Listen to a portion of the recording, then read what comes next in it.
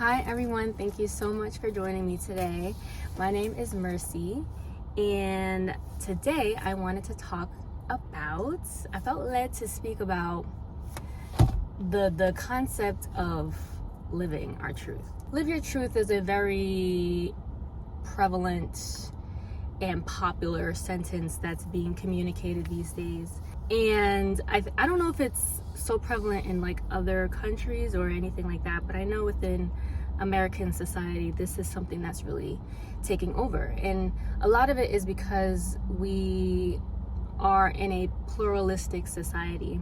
And that's not really what I'm here to talk about, because, you know, being in a pluralistic society really just means that, you know, there is no one size fits all. Like, everybody believes what they want. The topic of this video is not to address what people are believing in, but the result of that kind of thinking, you know? And this is not to like shame anyone or make anyone feel bad, but it's really to help you to think and to really just kind of probe your minds in that sense. So now that I've finished Acts, and so now I'm in Romans. First of all, if you know anything about Romans, you know that that is a book that will get you all the way together. It leaves no room for excuses, ifs, ands, or buts. Like, Romans is one of those books that just like, were you silent or were you silenced, you know? And so I was reading chapter 6, and it really began to speak to me because I saw all of us so clearly in it. We are so afraid of offending other people, or just for even sharing our beliefs. It now has become a matter of political correctness and not saying the wrong things to offend people or just anything like that. And so a lot of us, we are now like limited in the things that we can say, or we kind of tiptoe around people to express our ideas or anything like that. And you know, a lot of it comes from, like, you know, people who say that they are inclusive or that they want to be inclusive, but then when other people come and share their opinions, now it's hateful speech, or now it's, you know, things along those lines. It's a very interesting time that we're living in. It's a lot of just double standards, I think, and a lot of just blindness that's happening. And not even as far as spiritually, but I think just like a lack of self-awareness, you know? But anyways, I wanted to talk about Romans chapter 6 because it really talks about how living according to the flesh leads to death, and how living according to the spirit leads to life. And so, you know, in the Bible, things are very black and white, and we don't like that. We are very gray. Black and white is so harsh. It's so extreme. Like, why do we have to take it that far, you know? And so I was realizing this because I was seeing myself like before I was with Christ, for real. And, you know, it says in Romans chapter 6 verse 16, do you not know that when you continually offer yourselves to someone to do his will, you are the slaves of the one whom you obey, either slaves of sin, which leads to death, or of obedience, which leads to righteousness.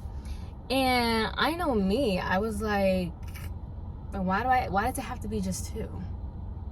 Why can't I just be me? Why can't I just be myself and just like live my own life, you know? And Romans chapter 6 really highlighted it to me that there literally is no neutral.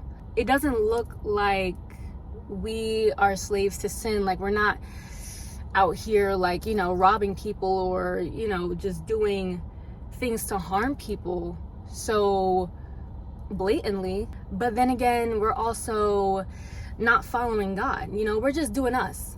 We're just doing me, you know? And I've realized that us doing us, that sentence is sin. Because we are literally sin. I just wanted to give a quick disclaimer or explanation of what sin is, what I mean when I say that we are sin.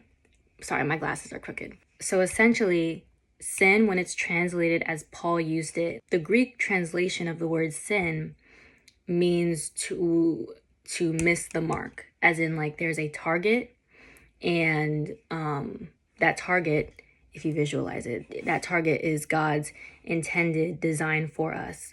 And so when you go back to the garden and you look at Adam and Eve, we see that Adam and Eve, when they bit that apple, that was them missing the mark.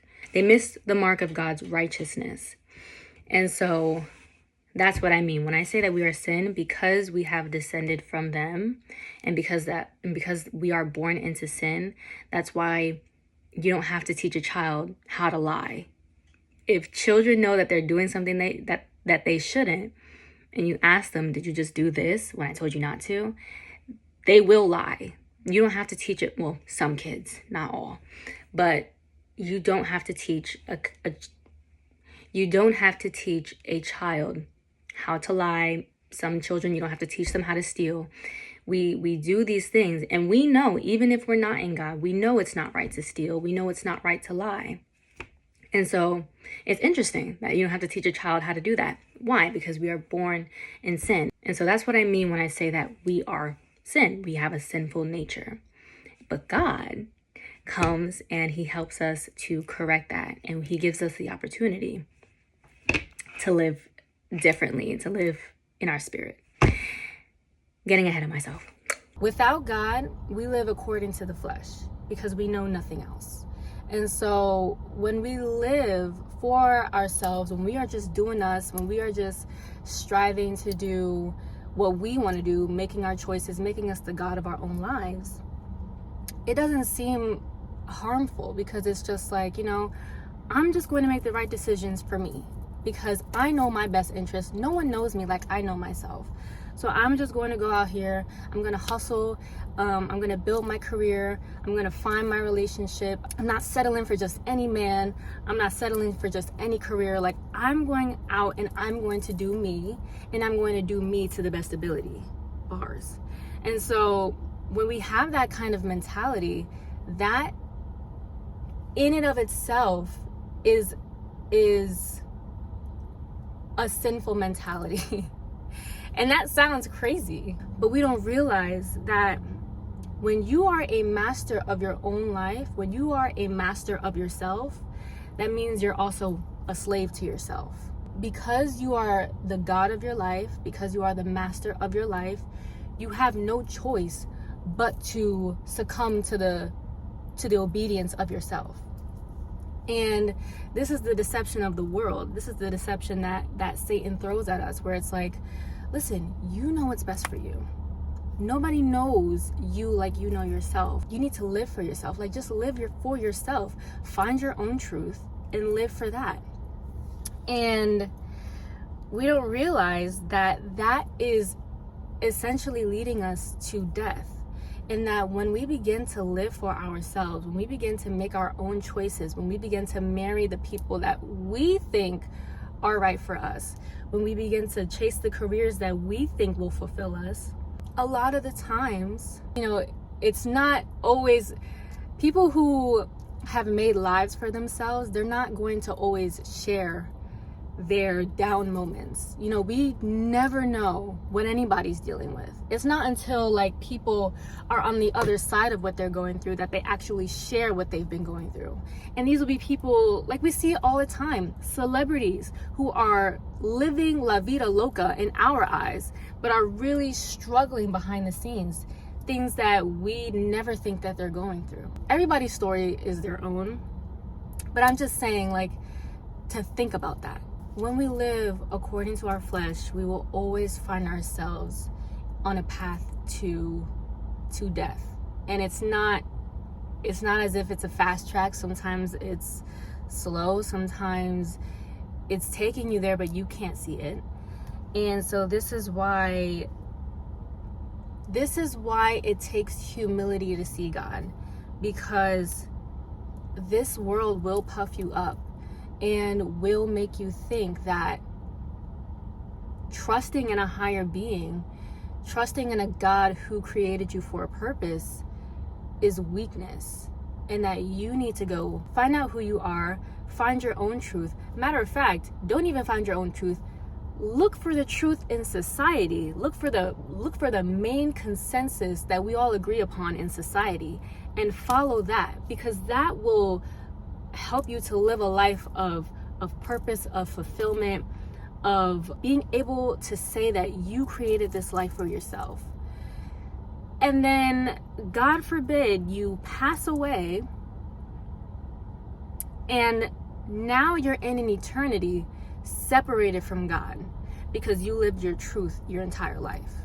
These are the things that we're falling for, and the things that we don't realize when we say that we're just living our truth. Paul even addresses it in verse 21, where he says, so what benefit did you get at that time from the things of which you're now ashamed? Meaning, what did you get from living a life according to your flesh? Because we can find the love, we can find the money, we can find the security, we can find some kind of fulfillment maybe, but when you get to the end of your rope, and when there's nothing left to strive for, like if you get to the end of your life, what's the fruit of that? What does your life look like when the desires of this world no longer satisfy you? Because then you're at the end of your life, and I believe that when we get to the ends of our lives, whether that's old age or, God forbid, anything else, that we really take a full look and we're like, what did I do with my life? What did that look like? Like, what, at the end, I got the job, I got the money, I got the guy, I got the girl, and now what? There's no mistake that we all think that way in our lives, because we are all we're all programmed to have that kind of consciousness where we think about our lives after this world. There's no mistake about that. That we literally somewhere in the Bible it says that eternity has been written in our hearts. As soon as we're conscious of a life here on earth, we're already thinking like, what happens after this? Like, there's more to this, but we don't really know what that is. There's no mistake that we're always thinking like, what goes beyond this life? What goes past this? Because life on earth, this can't just be it. And so on the other side of being slaves to our flesh and that leading to our detriment, on the other side of that, we can actually choose with our free will that God has given us to come into obedience with Him. We can take account and we can choose to humble ourselves to be like, okay, listen, there's absolutely no way that someone didn't design me. There's absolutely no way that trees and the way that they grow are an accident. There's no way that the earth is in a perfect place in our solar system so that we can feel the heat of the sun without burning up and feel the cool of whatever without freezing. There's no way that's an accident. Even when you just glance, like in the Psalms it says that when we go outside, like there's no point of God that's hidden from man, and that when we go outside we see the evidence of God. And so we have to be able to, when we see these things, we have a choice to humble ourselves and to genuinely pursue truth. Truth is Jesus. Truth is God. And He is everything that we've been looking for. I think especially in our generation, we are so spiritually hungry, which is why a lot of us are turning to New Age or other systems and things like that. But we won't find true fulfillment until we find Jesus. When we read the Bible, when we read the words that are inspired by God, and we choose to obey them, when we see that the fruits of the Spirit is love, we think that love is a feeling, love is a choice, love is an unselfish concern for others. And that is something that does not come natural to us, which is how I know that the Bible is true. Because man wrote this down, but at the end of the day, this is not how men think. This is not how we naturally think.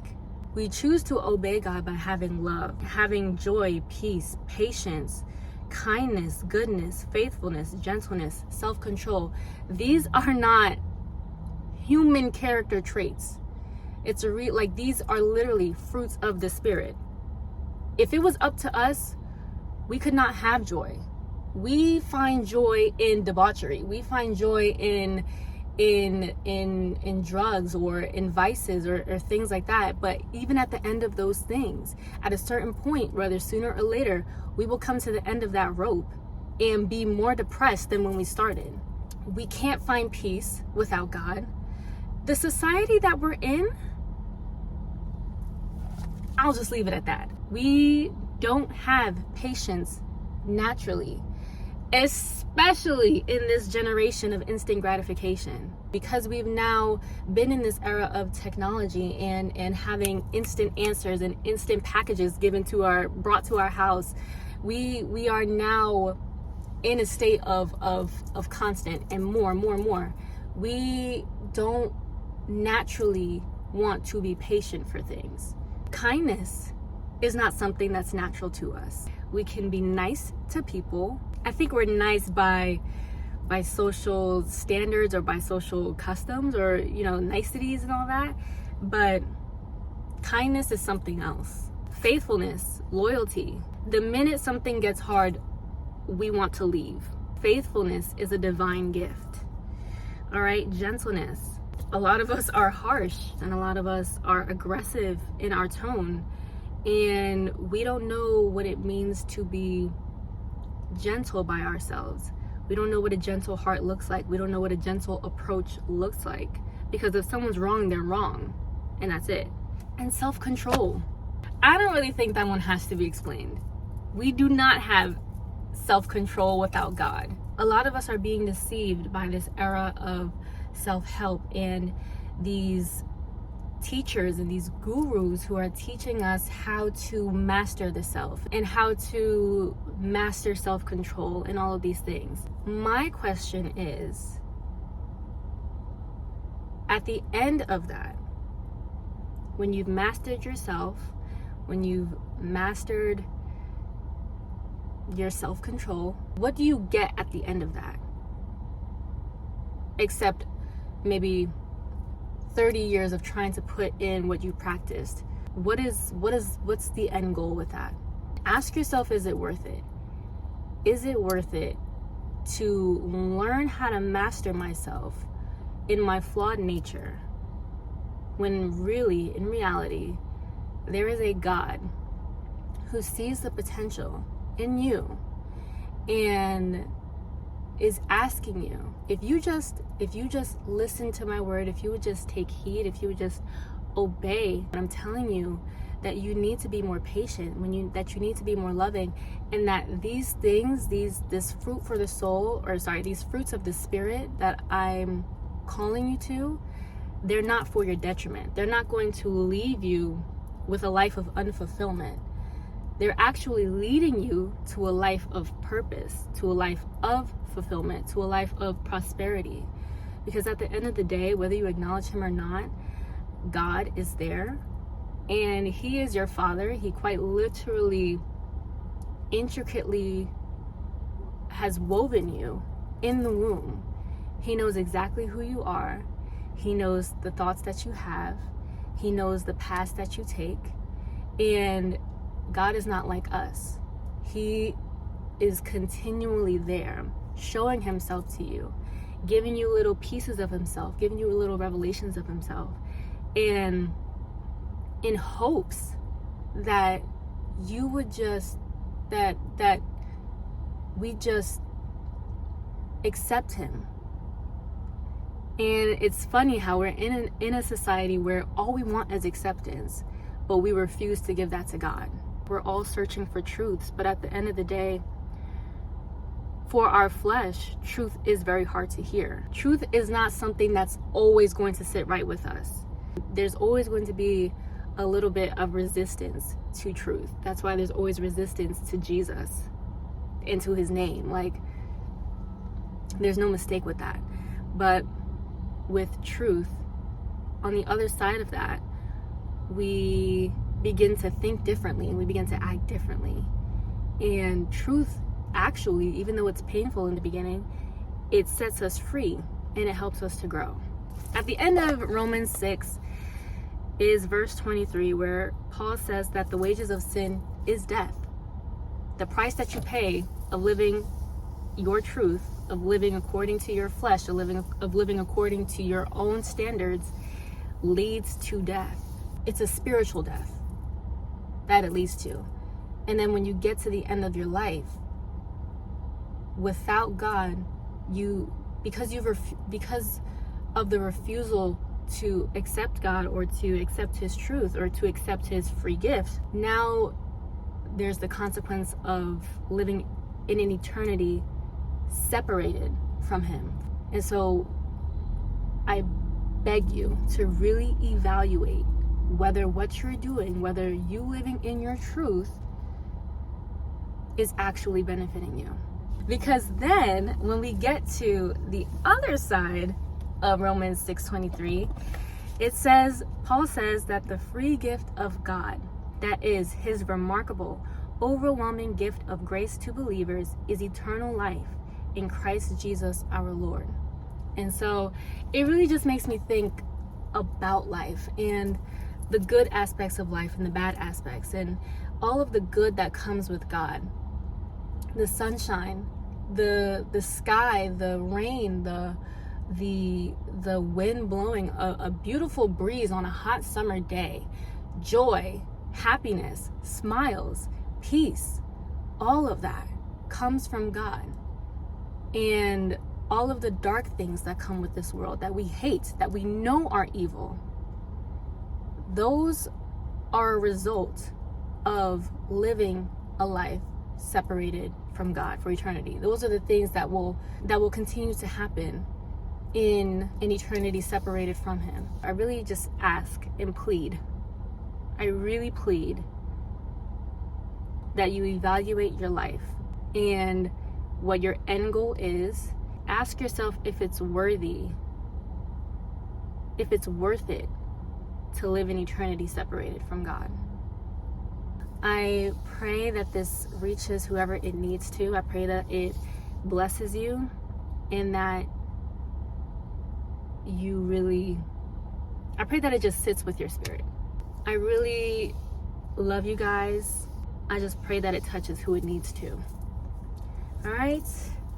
Love you all so much.